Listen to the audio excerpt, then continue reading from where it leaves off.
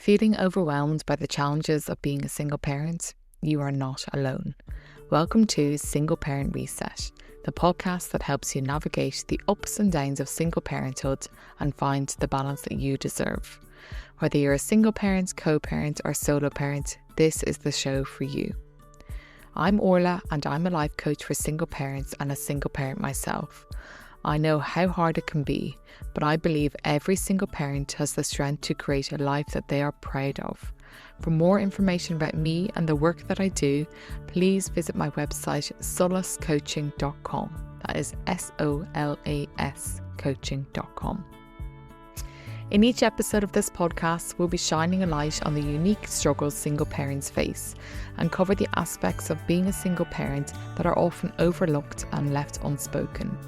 I'll be sharing actionable steps to help you overcome these challenges and find more calm and fulfillment in your life. Single Parent Reset is your weekly opportunity to gain a fresh perspective, take back control, and feel more in charge of your journey. Do you feel stuck in a work-life rut? Are you juggling work, parenting, and household responsibilities while feeling overwhelmed and unfulfilled? In today's episode, we'll explore strategies to help you gain the clarity on what truly matters for you in your career. We'll delve into powerful questions to uncover your values, priorities, and ideal work-life balance. I'm going to guide you through a process of self-reflection to identify areas for improvement and develop a plan to create a more fulfilling and sustainable work-life balance as a single parent. For single parents, balancing work, parenting, and running a household on one income can seem like an impossible task. You may feel like that you're at breaking point and know that something has to change, but you don't know what or how to even make that change. It could be that you feel guilty because you do not get to spend enough time with your kids, or when you do, you're just absolutely exhausted from work. It could be that you're working in a job that brings you no joy at all. Or you could be feeling undervalued at work, that no one truly understands you and your family situation. Or maybe you're finding every month you're struggling to make ends meet until payday. When we spend the majority of our time working, to be in a job or a career that is not right for you and your family's needs can be incredibly stressful. But no matter what your situation, there are actions you can take to improve your work life so that the drudge of work does not weigh so heavy on you. In this episode, I'm going to lay out the steps you can take to gain more clarity on your work situation, figure out what is important to you, and what steps you can take to get closer to your ideal work-life balance.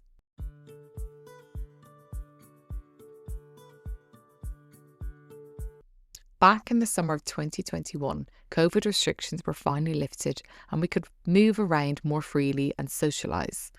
But with this also meant that nearly a year and a half after working from home, businesses up and down the country were calling their staff back into the offices, and my job was no exception.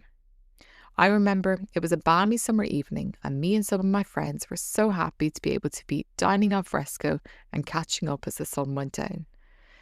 As we enjoyed the ambience that could only come with a summer's evening, I remember sitting at the table and feeling my eye involuntarily twitching. This is my body's signal that I am stressed. You see, my first day back at work after having my son also coincided with the first day of lockdown.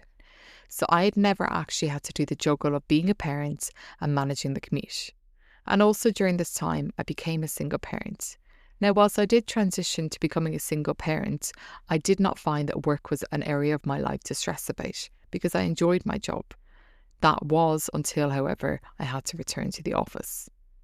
At this dinner with my friends, as my eye twitched, I remember telling them I was completely worn out and I did not know how I could possibly continue this racing to and from work, nursery and home every day. Up until this point, I'd always loved my job. I was lucky to work for a great company and have fantastic colleagues. But now I was beginning to feel like I was completely failing at both my job and being a mum. Those extra 2 hours commuting to and from the office had a huge impact on my overall well-being. I just couldn't believe how quickly this return to the office had within weeks turned my well-balanced work-life routine completely off course. And I knew I had to make a change. I just had to figure out what that change was, because at that point I was feeling hopeless. I was feeling like I couldn't do anything and things were completely out of my control. I realised I needed to take action and gain some control of my work situation again, as I could not continue on this way because I knew I was on track to burnout. So I spent time thinking about what was important to me when it came to my career and what steps I could take to improve the situation. I realised the main pain point for me was not the job itself, but in fact, it was having to be in the office so many days a week. Once I realised this, I came up with a plan to speak to my boss and rearrange my work schedule so that I could work from home more days. And this allowed me to spend less time sitting anxiously on the tube, looking at my phone, checking the time, thinking, oh God, I'm going to be late for pickup again. Now, everyone's work situation is different, and what is possible for some people would just not be possible for others. But what I'm going to share with you today is the steps you can take to reassess your work situation if it's not working for you, and figure out a plan that makes improvements for where you are right now and where your family are right now, so that you can feel more in control of things.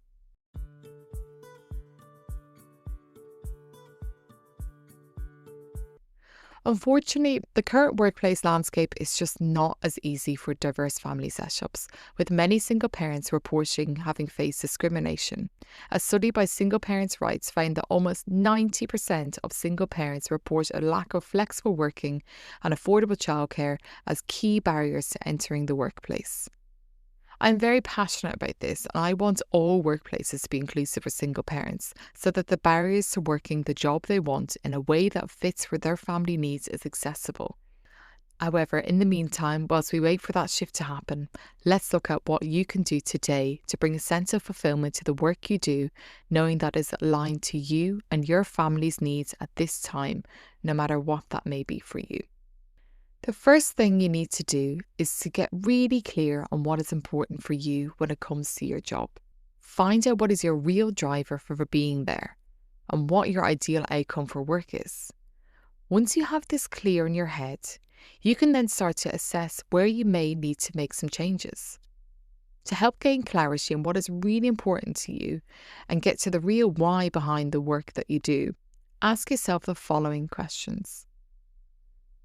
What are your top 3 values, and how do you want them to be reflected in your work? So really think about, what are your values? Is it family? Is it money? Is it having that work-life balance? Figure these out and see, are they reflected in your work? If you find you're struggling to even think of what your values are, a great question to ask yourself is, who do I admire the most professionally? What qualities do they possess that inspire you? Examining the qualities of figures that you admire can help you identify your own values and aspirations. Another question is, what does success look like to you in your career? Is it financial freedom, recognition for making a difference, or having a fulfilling job that allows you to prioritise your family? Next question you can ask yourself is, beyond financial security, what are the top 3 non-negotiables when it comes to your work? Is it flexibility, autonomy, meaningful work, opportunities for growth?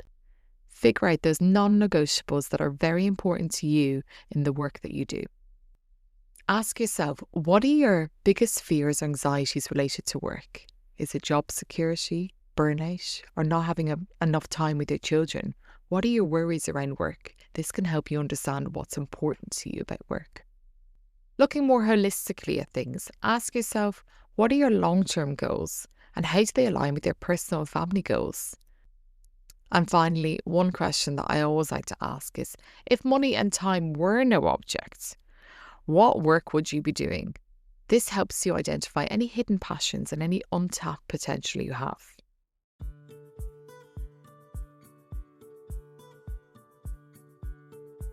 Now that we've done exploration around what is important to you around the work that you do and the job that you have, you can now look at your current situation and see where the pain points are and where you may need to make adjustments. Sometimes the smallest tweaks can have a big impact, while other times a more significant shift may be necessary. To identify areas for improvement, Spend some time reflecting on your past month. Pinpoint the times that felt most stressful. What were the events that led up to the stress? Was this stress in any way related to your job? Are there any clear patterns you can identify? Once you've identified the stressors, you can then come up with specific changes you can implement to alleviate them and bring you closer to the ideal work-life balance you're striving for. So, for example, if getting to the peak of your career is important to you, but you find yourself guilty for missing time with your children, make sure you are scheduling in dedicated time, quality time with your children each day. Minimize distractions during this time so that you are not looking at your phone and you are present with your children. If prioritizing time with your children is what is the most important thing to you, but you find yourself demotivated working in a part-time role that does not match your skill set, perhaps you can research and apply for other jobs that are better suited to your skills, or network with other parents in similar situations for support and advice. If money really is the most important thing to you, but you are still struggling to make ends meet, create a realistic budget and identify areas for cost cutting. And also check out Gingerbread. This is the go-to place to see the many resources available there to single parents who are struggling financially. By having a clear understanding of your why and taking proactive steps to address your work-life challenges, you can create a more fulfilling and sustainable work-life balance that supports both your career goals and your role as a single parent.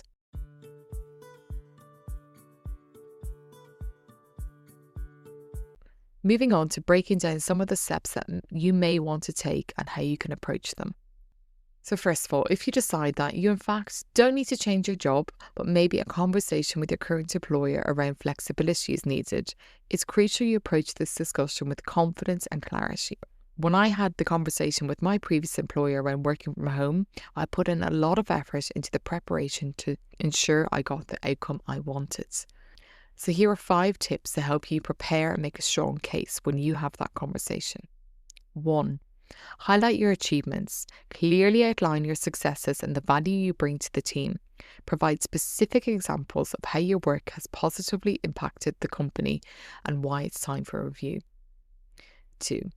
Propose a clear plan.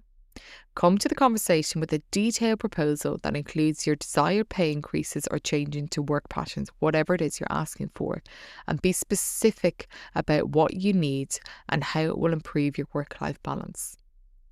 3. Emphasize the mutual benefits. Show how your proposed changes will not only benefit you, but also the company, whether it's increased productivity, enhanced work quality, or greater job satisfaction. Highlight how your plan aligns with the company's goals. 4. Be willing to negotiate. Enter the conversation with an open mind and be ready to discuss different options. Whether it's pay increase, flexible hours, or remote work, be prepared to explore various solutions that could work for both you and your employer. And practice your pitch is my last point. Rehearse your conversation to build confidence and ensure that you're clear and concise. Practicing in advance will help you stay focused and articulate during the actual discussion. Handling important work conversations can be challenging, but with these tips, you'll be well prepared to navigate them successfully. If, in fact, you realise that it's time to search for a new job, before you start the search, write down what are your deal breakers and make sure you stick to them. These are what are most important to you, so do not let them fall by the wayside and get swayed by a shiny new job. Trust me, you want to stick to these deal breakers. I have fallen into the trap of seeing a shiny new job and running away and taking it and not sticking to my deal breakers. My deal breaker at the time was only 1 day a week in the office. This new job that came along, the pay was a lot better than my previous job. However, it required 2 days a week in the office. I decided to forget about my 1 day a week in the office and go for this job because the pay was better. However, once I was in the job, that extra pay just did not outweigh the stress of being in the office that extra day, and it was definitely a decision I regretted. So please make sure you write down your deal breakers and you stick to them. If you are looking for a new job, I know flexibility is key for single parents, and there are now so many recruiters and job sites out there that focus heavily on this. For example, one that is fantastic is the 5-Hour Club, and this is the place where all the job posts that they post fit within school hours. So it is perfect for single parents if your kids are in school. And if you're looking for a new job, make sure you carve out the time in your week and approach the task intentionally. Don't just be randomly scrolling job boards. Get your CV up to scratch and put the effort into your applications, and ask for help here. It can be overwhelming when redoing your CV and applying for jobs, so speak to friends and family who can help you. You can even practice interview questions with them so you feel more prepared going into interviews. You may actually find that you're considering doing a course to get you one step closer to the job that you really want. Again, like applying for a job, make sure you are carving out the time each week to research what course is right for you and can fit into your schedule. Will you need to sort out having additional childcare in place before you start the course? Plan ahead now so you set yourself up for success when you do the course. And again, go back to your real reason why you're following this path, and this will keep you on track when you feel like giving up. You could even realise that a hobby of yours could be turned into a side hustle. These days, with everything being online, it's easier now than ever to start making some money on the side. Be aware of the additional time that this will take up, but also approach it with an open mind, and you never know, it could actually generate some income for you.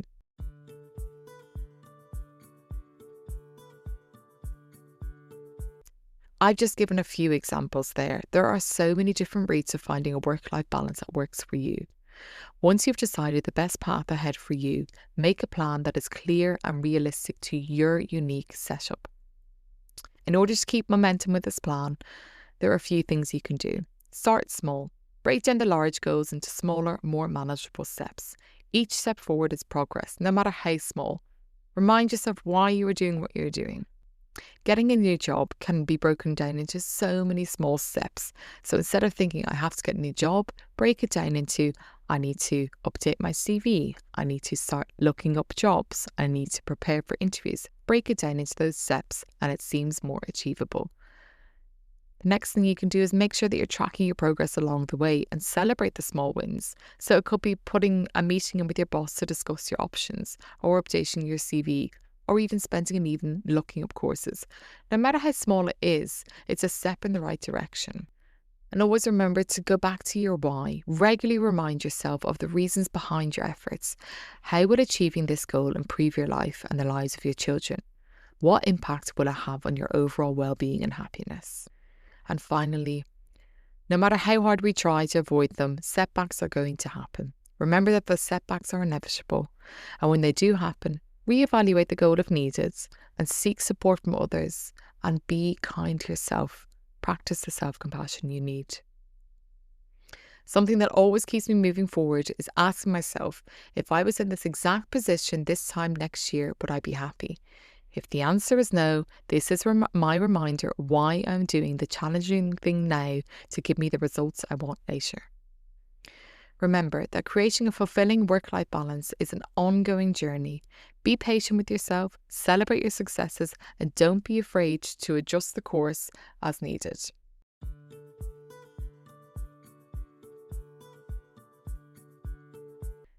Getting work to work as a single parent can be a challenge, and everyone's situation is unique and constantly evolving. I hope this episode has equipped you with the tools and insights to gain clarity on your work situation and take the steps towards creating a work-life balance that truly supports you and your family. What is the most important thing to you when it comes to your work life? Does your current working situation reflect that? If not, I challenge you to take one specific action today to move closer to your ideal work-life balance. This could be spending 15 minutes today reflecting on your top 3 non-negotiables when it comes to work. If you're interested in working with me one-to-one, please go to my website solacecoaching.com for further details. And don't forget to follow my Instagram page @solacecoaching for more insightful content on living a life to be proud of as a single parent. In next week's episode, I'm going to be covering how to be confident as a single parent and in your role as a single parent. Thank you so much for listening to this week's episode of Single Parents Reset. You've taken 15 minutes out of your day to do something for you, and that alone is a step in the right direction. And as always, if you have found this episode useful, please can you go ahead and Rate, review and subscribe on whatever platform you're listening to this on, and share it with a single parent you know today. I am more than sure that it's exactly what they need to hear this week. Even if you think they don't need it, it's probably something that's been running through their head for the last while.